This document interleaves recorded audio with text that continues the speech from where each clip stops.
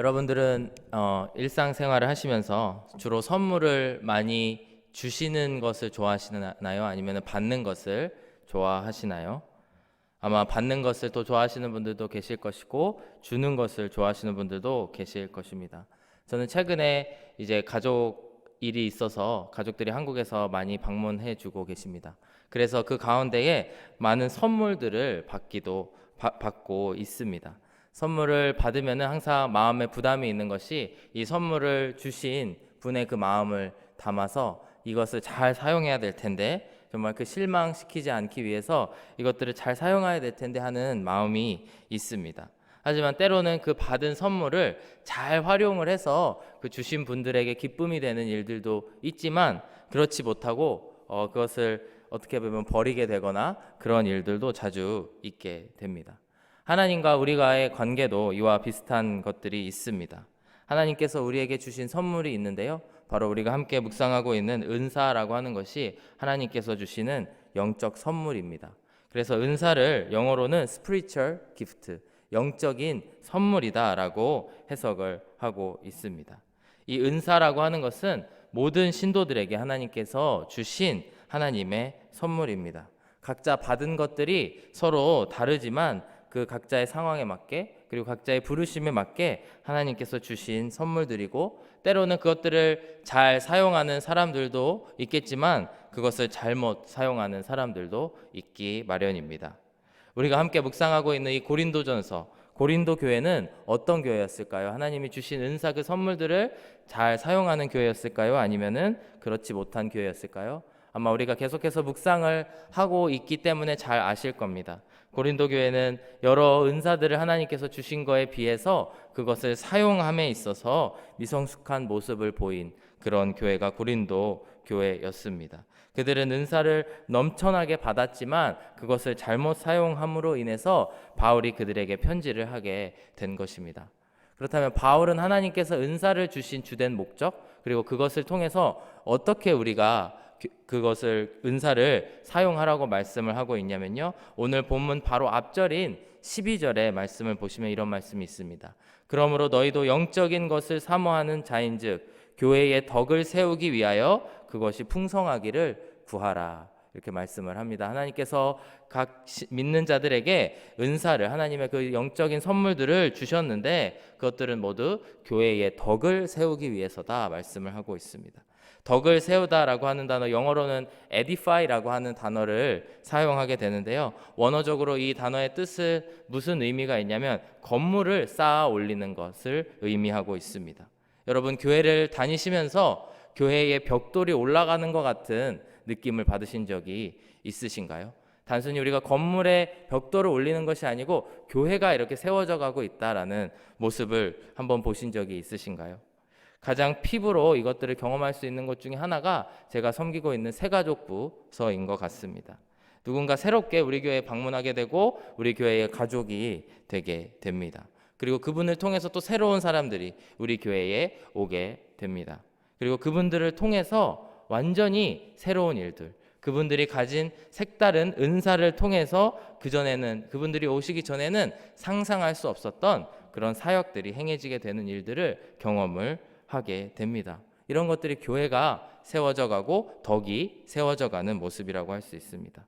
아마도 우리가 모이는 목장 모임 안에서도 이와 같은 일들이 있을 것입니다. 새로운 분이 오게 되고 그분을 통해서 교회 그 목장 안에 분위기가 더 좋은 방향으로 바뀌게 되고 이전에 못했던 일들을 이루어 나가는 모습들을 우리가 경험을 할 수 있는 것입니다. 이것이 바로 덕을 세우는 일. 바울은 이렇게 우리가 하나님께서 은사를 주신 것은 교회를 세우고 덕을 세우기 위해서 주신 것이다라고 말씀을 하고 있습니다. 그렇다면 덕을 세우는 것의 반대는 무엇일까요? 건물을 세우는 것의 반대가 건물을 부수는 것이고 모든 관계를 끊어버리는 것이듯이 우리가 한 몸이요 지체라고 말하면서도 관계들을 끊어놓는 일들이 바로 덕을 세우는 것에 반대되는 일이라고 할 수가 있습니다. 에베소서 4장 2절에서 3절의 말씀을 보시면 이런 말씀이 있습니다.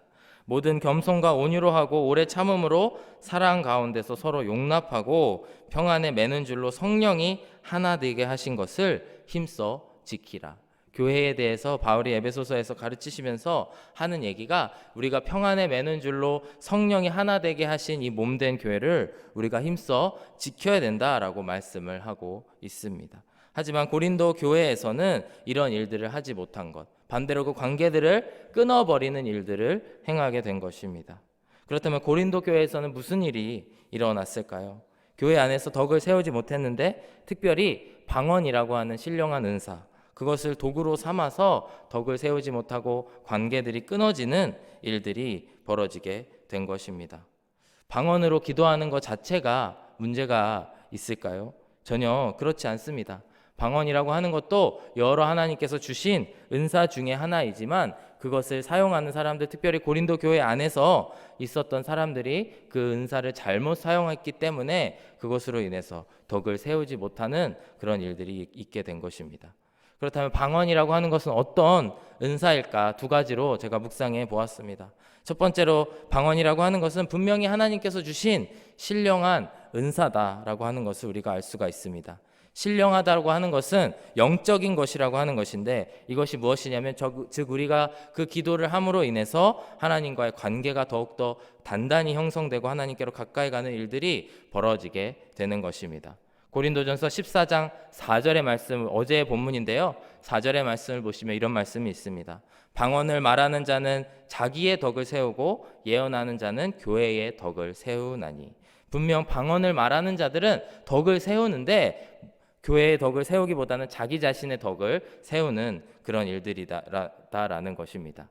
이런 간증을 들어보신 적이 있으신가요? 제가 방언을 받기 전에 정말 기도를 할 때에는 5분, 10분 기도하기도 힘들었고 굉장히 기도하는 시간이 짧았다라고 하는 것이죠. 그러나 방언으로 기도하면서부터는 그 하나님께 기도 드리는 시간들이 배가가 되고 그리하여서 더 하나님과 가까워졌다라고 하는 간증을 저도 들은 적이 있습니다. 이와 같이 방언 기도는 분명히 신령한 것이지만 그것을 통해서 것이기에 하나님과의 관계가 형성되는 것입니다. 그러나 방언의 두 번째 특징이 있는데요. 그것은 무엇이냐면 서로가 알아들을 수 없는 그런 기도다. 그리고 은사다라고 하는 것입니다. 14장 2절의 말씀을 보시면 방언을 말하는 자는 사람에게 하지 아니하고 하나님께 하나니 이는 알아듣는 자가 없고 영어로 비밀을 말함이라. 바울도 분명히 시인하고 있는 것이 방언이라고 하는 것은 서로가 알아들을 수 없는 그런 기도다라고 하는 것입니다. 그렇기 때문에 이 방언 기도를 회중 가운데에서 하는 것은 자제해야 되고 또 지나치게 소리내서 하는 것은 자제해야 됨을 바울은 이야기를 하고 있습니다. 적나라하게 표현을 하자면 이 은사를 가지고 있다고 뽐내기 위해서 때와 장소를 가리지 않고 이 은사의 특징이 있는데 그 특징에 맞지 않게 사용하는 것은 잘못된 것임을 바울이 이야기를 하고 있습니다. 조금은 유치할 수 있지만 다른 은사를 통해서 예시를 들어보기를 원합니다. 가령 어떤 사람이 섬김의 은사가 있다고 생각해 봅시다. 그는 교회 안에 힘든 일들을 섬기는 것을 언제나 솔선수범을 도맡아 하는 사람입니다. 그래서 예를 들어서 무거운 것을 옮겨야 되는 일들이 있으면 와서 누구보다도 솔선수범을 하는 것입니다. 그런데 그분이 어느 날 갑자기 주일 예배 때 와서 나는 이 의자를 옮겨야 되겠다. 본당에 있는 의자를 옮겨서 나의 이 은사를 뽐내야 되겠다라고 한다면 그것은 때와 장소에 맞지 않게 사용하는 그런 은사를 잘못 사용하는 일이 될 것입니다. 또한 어떤 한 사람이 가르치는 은사가 있다고 가정을 해보면은 그 사람이 교회 식당 봉사를 해야 되는데 계속 가르치기만 하고 섬기지 않는다면 그의 그 가르치는 은사, 이 의자를 어떻게 놔야 되고 음식을 어떻게 해야 되고 말로만 한다면 그의 그 은사가 잘못 사용되고 있는 경우라고 할 수가 있습니다. 그렇기 때문에 우리는 은사를 사용함에 있어서 하나님께서 주신 은사가 무엇인지를 아는 것이 중요하지만 동시에 그 은사를 때와 장소에 맞게 사용하는 것이 중요하다라고 하는 것입니다. 그렇다면 우리는 은사를 사용할 때 가령 방언만을 이야기하는 것이 아니고요. 모든 은사들을 우리가 사용할 때에 어떻게 사용을 해야 될까? 오늘 본문을 통해서 세 가지를 알아보기를 원합니다. 첫 번째로 우리는 은사를 사용할 때 서로를 배려하면서 사용해야 된다라는 것입니다. 13절의 말씀을 보시면 이런 말씀이 있습니다. 그러므로 방언을 말하는 자는 통역하기를 기도할지니 라고 말씀하고 있습니다. 아니 내가 하나님께 받은 은사를 사용하는데 왜 통역을 해야 되고 남들에게 이렇게 무슨 뜻인지를 알려줘야 됩니까? 라고 말씀하시는 분도 계실지 모르겠습니다. 결코 그 은사가 소중하지 않아서가 아니고 은사를 사용함에 있어서는 상대방을 배려하는 마음이 더 중요하다라고 하는 것입니다. 마태복음 6장 5절에서 7절의 말씀을 보시면 예수님께서 기도에 대해서 이렇게 우리에게 가르쳐주고 있습니다. 또 너희는 기도할 때에 외식하는 자와 같이 하지 말라. 그들은 사람에게 보이려고 회당과 큰 거리 어귀에 서서 기도하기를 좋아하느니라. 내가 진실로 너희에게 이르노니 그들은 자기 상을 이미 받았느니라. 너는 기도할 때에 내 골방에 들어가 문을 닫고 은밀한 중에 계신 내 아버지께 기도하라. 은밀한 중에 보시는 내 아버지께서 갚으시리라. 또 기도할 때에는 이방인과 같이 중언부언하지 말라. 그들은 말을 많이 하여야 들으실 줄 생각하느니라. 이것은 기도에 대한 가르침인데요. 기도의 특징이 무엇이냐면 나와 하나님과의 관계가 굉장히 중요하다라고 하는 것입니다. 하나님께서는 우리가 무엇을 기도하든지 우리가 심령으로 기도하든지 모든 것을 아시는 분이지만 기도의 특징이라고 하는 것이 남들은 잘 알 수 없다라고 하는 것입니다. 그렇기 때문에 우리가 기도할 때에 기도의 은사들이 있을 때에 더 중요하게 생각해야 되고 조심해야 된다라는 것은 바로 남들이 어떻게 생각할지 또 상대방에게 폐를 끼치지 않을지를 생각해야 된다라는 것입니다. 그런데 통역해야 되는 그렇기 때문에 우리가 통역하기에 힘써야 되는데요. 그 이유가 14절에 나와 있습니다.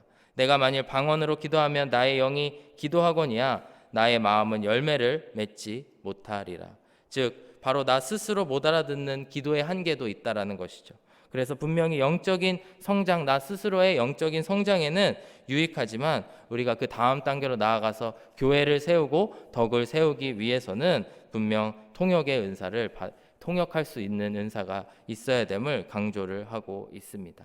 이와 같이 우리가 하나님께 받은 은사가 소중하지만 그것을 우리의 주변 사람들 또 우리의 교회 안에 있는 사랑하는 형제 자매들을 위해서 사용할 때에는 우리가 그것들의 특징과 또 그 특징과 한계들을 분명히 인식하고 그것을 사용해야 되는 줄로 믿습니다.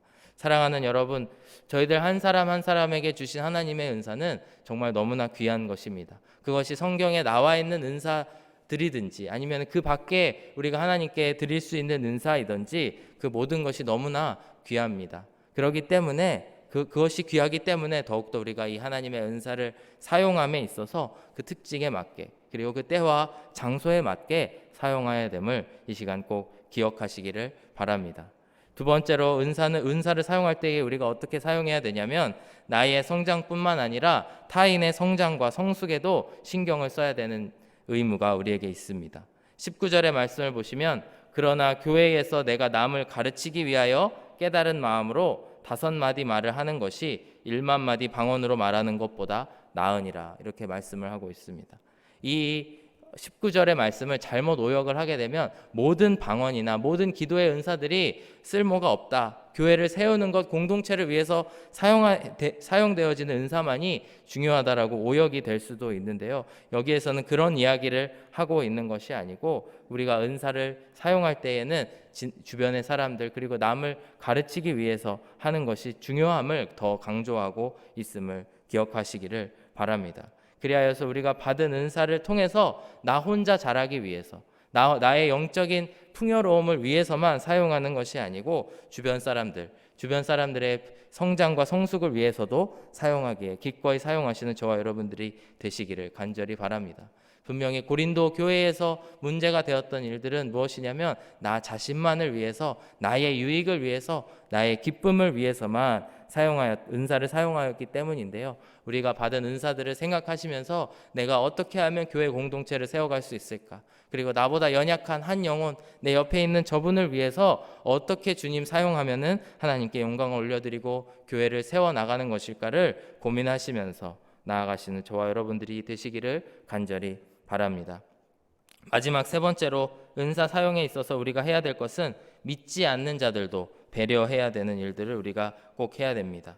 오늘 본문의 23절의 말씀을 보시면 그러므로 온 교회가 함께 모여 다 방언으로 말하면 알지 못하는 자들이나 믿지 아니하는 자들이 들어와서 너희를 미쳤다 하지 아니하겠느냐 이렇게 말씀을 합니다. 우리의 은사를 사용함에 있어서 믿지 않는 사람들에게 저 사람들 미쳤다라고 하는 생각, 그런 마음이 들지 않게 해야 된다라는 것입니다. 바울은 굉장히 직설적인 언어를 사용함으로 인해서 경각심을 불러일으켜 주고 있는데요. 왜 우리가 주위 사람들에게 미쳤다라는 말, 믿지 않는 사람들에게 그 말을 듣지 말아야 될까요? 그것은 분명 우리가 그 믿지 않는 사람들에게 복음을 전해야 되고 예수님의 몸된 교회를 더 세워나가는 첫 단계이기 때문입니다. 하나님께서는 분명 그것들을 위해서, 그 일들을 우리에게 행하게 하시기 위해서 우리에게 이 은사들을 주셨음을 이 시간 꼭 기억하시기를 간절히 바랍니다. 제가 세 가지로 은사를 사용할 때에 주의해야 될 일들을 말씀을 드렸는데요. 아마 어떤 분들은 아니, 하나님께서 주신 은사를 사용하는 데에 뭐가 이렇게 까다롭나, 이렇게 힘들어서야 은사를 사용할 수 있겠나라고 생각하실 수도 있습니다. 하지만 오늘의 말씀을 비추어 보아서 우리가 돌아봐야 될 것은 무엇이냐면, 바로 우리가 서로가 서로를 배려하고 또 믿지 않는 사람들을 배려하고 그분들의 성장을 위해서 이 은사를 사용하는 것이 바로 우리가 이 앞장에서 이야기한 사랑에 대한 말씀이라는 것을 기억하시기를 바랍니다. 우리가 주위 사람들을 사랑하고 또 하나님의 형제 자매들을 사랑하기 때문에 그들을 먼저 배려해야 되는 줄로 믿습니다. 그리고 그 배려하는 마음으로 우리가 가진 이 은사들을 사용함에 있어서도 그들을 배려하고 신경을 쓰면서 사용해야 되는 것이 우리들의 사명인 줄로 믿습니다. 그리하여서 우리 이 자리에 모인 모든 우리 교회 성도님들, 그리고 온라인으로 예배드리시는 모든 성도님들이 각자의 은사를 때에 맞게 시적절하게 사용하셔서 하나님께는 영광을 올려드리고 이 땅에 있는 이 교회를 더욱더 단단히 세워가시고 덕을 세우시는 그런 일들이 우리 한우리교회 안에 가득 많이 일어나기를 간절히 바랍니다. 우리도 함께 오늘 이 시간 기도하시면서 나아가실 때에 주님, 저에게 주신 이 은사들을 주님의 뜻에 맞게 잘 사용하기를 원합니다. 저를 통하여서 주님의 뜻이 이루어지기를 원합니다. 기도하시면서 나아가시는 저와 여러분들이 되시기를 간절히 바랍니다. 기도하겠습니다. 사랑하는 아버지 하나님, 감사합니다. 이 시간 고린도전서 말씀을 통하여서 저희들에게 말씀하여 주심을 감사드립니다. 주님께서 우리에게 주신 귀한 은사들을 그 때에 맞게, 그 특징에 맞게 잘 사용하여서 하나님의 교회를 세우고 교회의 덕을 세우는 그런 일들에 우리가 쓰임받을 수 있게 하여 주시옵소서. 우리들의 인생을 통하여서 주님의 뜻을 이루어 주시고 주님의 뜻에 맞게 살아가는 저희들이 될 수 있게 하여 주시옵소서. 감사드리며 예수님의 이름으로 기도드렸습니다. 아멘.